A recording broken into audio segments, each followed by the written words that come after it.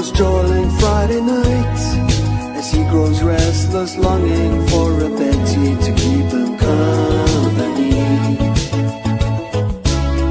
He knows that he must do what's right, but he ignores Cyril's call for us to chill in quarantine. I don't think you realize COVID-19's coming after you. Doesn't take a lot to get infected, my brood. If you go trolling with 100 us, you'll probably catch it too. Life's in the curve in South Africa.